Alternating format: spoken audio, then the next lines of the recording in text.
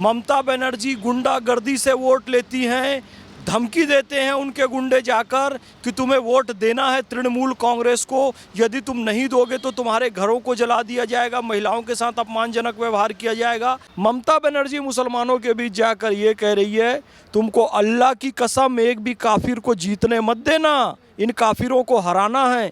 यानी ये तुष्टीकरण vote bank की राजनीति की इंतहा है, जिसमें तृणमूल कांग्रेस के नेता भी पिसाएंगे। देख लेना, जैसे अधीर रंजन चौधरी पिसा रहा है। नाम है ममता बनर्जी, लेकिन जिन्ना थर्ड ये बनने वाली है, मुस्लिम मौलानाओं के बीच जाकर दावा कर रही है कि मैं मुसलमान हूँ, मैं नमाज भी पढ़ती हूँ, मैं तुम्हारी ही हूँ, तुम्हारी अपनी हूँ। ये लोग भारत के अंदर फिर से विभाजन करना चाहते हैं कि अपने अंदर की ममता को जगाएं। नाम ममता होने से कोई ममतामयी नहीं हो सकता, ममता का भाव अंदर में होना चाहिए।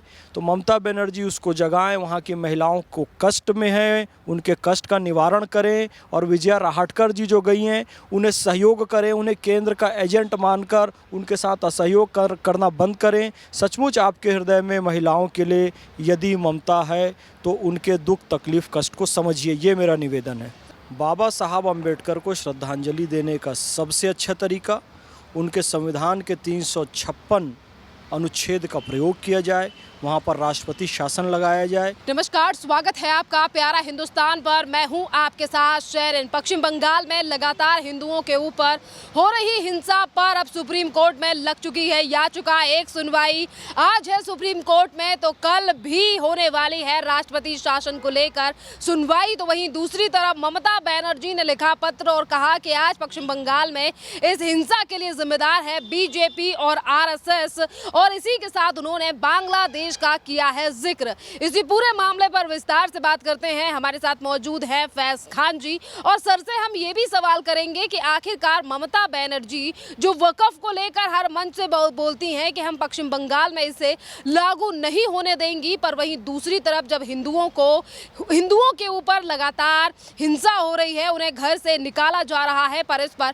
खुद ममता बनर्जी चुप्पी साधे बैठी है। सर, पश्चिम बंगाल में आज इस तरीके से हिंसा हो रही है, लगातार पश्चिम बंगाल की मुख्यमंत्री केंद्र सरकार पर हमला तो बोलती हैं, पर पश्चिम बंगाल में हिंदुओं के ऊपर जो अत्याचार हो रहा है उस पर ममता बनर्जी चुप क्यों है? देखिए, ममता बनर्जी एक क्रूर शासिका हैं जो कि अपने लाभ के लिए और सत्ता के लिए कुछ भी कर सकती हैं, वो दिखाई दे रहा है। और लाभ के लिए और सत्ता के लिए मैंने दो शब्द कहे, और सब प्रमाण कह रहा हूँ। इंटरनेट खंगाल कर देख लीजिए, सारे न्यूज़पेपर खंगाल कर देख लीजिए।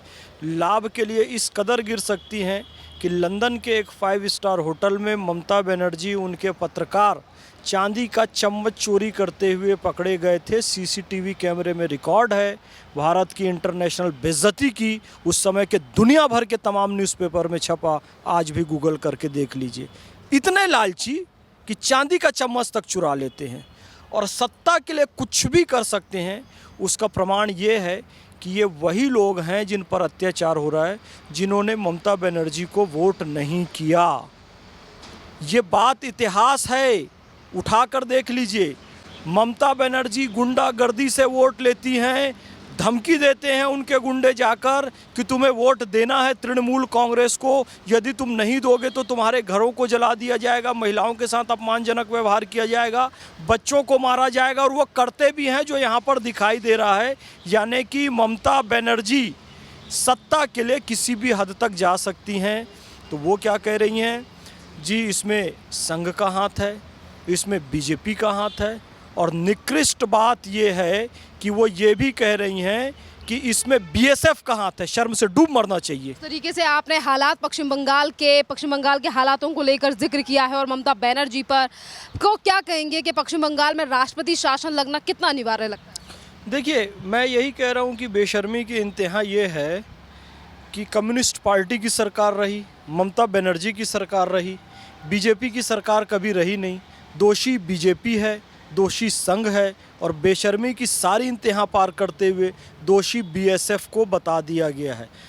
इसीलिए हम इस पार्टी को कहते हैं टीएमसी। टीएमसी यानी तुम्हारी मानसिकता छोटी, इतनी छोटी मानसिकता कि देश की सेना को आपने कटघरे में खड़ा कर दिया। बाबा साहब अम्बेडकर को श्रद्धांजलि देने का सबसे अच्छा तरीका उनके संविधान के 356 अनुच्छेद का प्रयोग किया जाए, वहाँ पर राष्ट्रपति शासन लगाया जाए। केंद्र की वैसे वहाँ पर सारी एजेंसियाँ काम कर रही हैं। महिला आयोग पहुँच चुका है, मानव अधिकार आयोग पहुँच चुका है। केंद्र के प्रतिनिधि के रूप में राज्यपाल जाकर मुर्शिदाबाद और अन्य स्थानों का दौरा कर रहे हैं। बहुत जल्दी, और मैं प्रधानमंत्री श्री नरेंद्र मोदी जी से भी निवेदन करता हूं कि अविलंब 356 का प्रयोग करें, वहां पर राष्ट्रपति शासन लगाएं। वहां से हिंदुओं के ऐसे वीडियो आ रहे हैं जिसमें ये कहा जा रहा है कि आप बीएसएफ को मत हटाना, केंद्रीय रिजर्व पुलिस बल जो वहाँ पर लगा है उसे मत हटाना, क्योंकि दंगाई धमकी दे रहे हैं। जैसे ही ये केंद्र की सेनाएं हटेगी, वहाँ पर फिर से कत्लेआम होगा, हिंदुओं के घर जलाए जाएंगे, महिलाओं के साथ अनाचार होगा।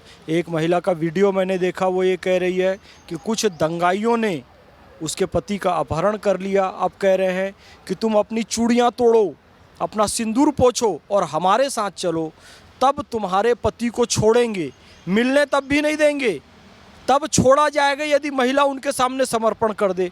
इससे ज़्यादा निकृष्ट बात और कोई नहीं हो सकती। और फिर से मैं टीएमसी के नेताओं को कह रहा हूँ, जितने भी दिखाई दे रहे हैं, एक बात याद रखना, तुमसे ज़्यादा बड़े धर्मनिरपेक्ष बनते घूम रहे थे अधीर रंजन चौधरी, जिन्होंने मुसलमानों का तुष्टीकरण करने की कोई सीमा नहीं रखी, सारी सीमाएं लांघ दी।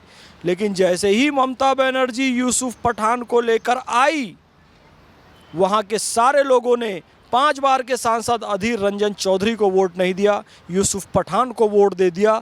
जो आज ममता बनर्जी के पार्टी के जो हिंदू नेता ये कह रहे हैं कि हम तो दंगाइयों के साथ हैं और बीएसएफ को दोषी बता रहे हैं, ममता बनर्जी किसी मुस्लिम कैंडिडेट को ला ली तो तुम्हारा भी खेल ख़त्म हो जाएगा। क्योंकि ममता बनर्जी तुष्टीकरण के लिए, मैं कोई इसमें खुश नहीं हो रहा हूँ, ये मुसलमानों के अहित में है। ममता बनर्जी जिस तरह का तुष्टीकरण करती है ना, उससे मुसलमानों को नुकसान है। ममता बनर्जी मुसलमानों के बीच जाकर ये कह रही है, तुमको अल्लाह की कसम एक भी काफिर को जीतने मत देना, इन काफिरों को हराना है। यानी ये तुष्टीकरण वोट बैंक की राजनीति की इंतहा है, जिसमें तृणमूल कांग्रेस के नेता भी पिसाएंगे, देख लेना, जैसे अधीर रंजन चौधरी पिसा रहा है। पश्चिम बंगाल से जैसा कि भी आपने हिंदुओं की परिस्थितियों को लेकर बात की है, राष्ट्रीय महिला आयोग जब वहां पर गया और वहां की जो अध्यक्ष है राहत कर, उन्होंने एक बयान में कहा कि आज उस तरीके के पश्चिम बंगाल में हालात हैं, महिलाएं कह रही हैं कि यहाँ पर डर का माहौल है। सर, सवाल ये है कि राज्य की मुख्यमंत्री भी एक महिला हैं, और जब महिलाओं में इस तरीके से डर का माहौल है और आने वाले साल में विधानसभा के चुनाव भी पश्चिम बंगाल में होने हैं, तो क्या ये महिला और वो तमाम मुस्लिम जिनके वोट बैंक को ममता बनर्जी बनाए रखना चाहती हैं, जिनको इमामों की बैठक को लेकर ममता बनर्जी कहती हैं कि मैं तो नमाज भी पढ़ती हूं, चाहे पश्चिम बंगाल का हिंदू हो या मुस्लिम हो, आज जो हिंसा और जो हालात पश्चिम बंगाल में हैं, क्या इन्हें देखकर ये जनता फिर एक बार ममता बनर्जी को मुख्यमंत्री की कुर्सी पर बिठाएगी 2026 में? देखिए, यदि आपको भारतीय संस्कृति परंपरा का थोड़ा सा भी ज्ञान हो ना, तो आप समझ जाएंगे बात को। आपने कहा कि ममता बनर्जी एक महिला है, विजया राहटकर जी भी एक महिला हैं जो कि महिला आयोग की अध्यक्ष हैं।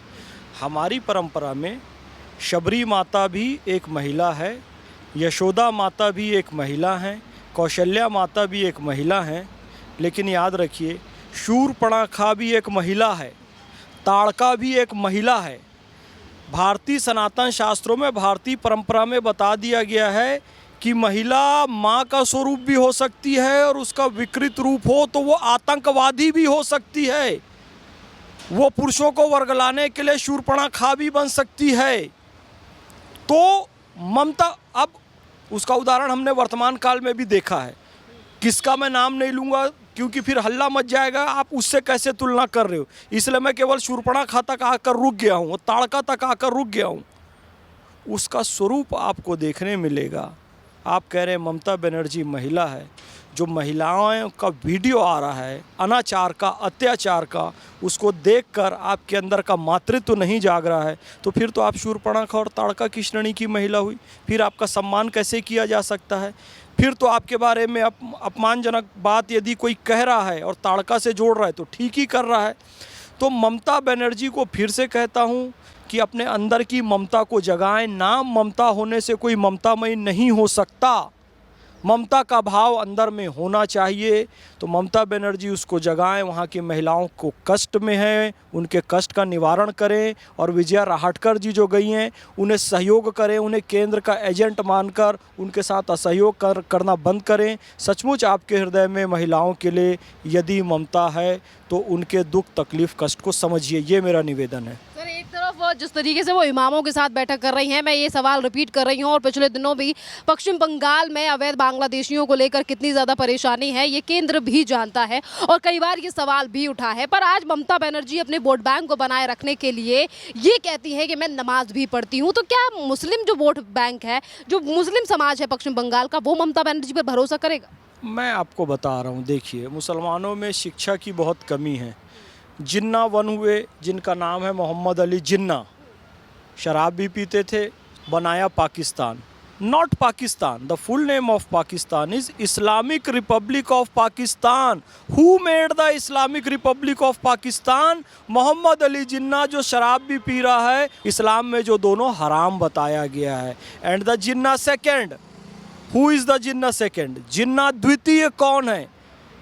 असदुद्दीन ओवैसी जिन्ना द्वितीय है। मुसलमानों को कह रहा है सड़कों पर निकल जाओ, घर से बाहर निकल जाओ और अपने अधिकारों की मांग करो। यही 16 अगस्त 1946 को जिन्ना प्रथम ने किया था, वही काम जिन्ना सेकंड कर रहा है।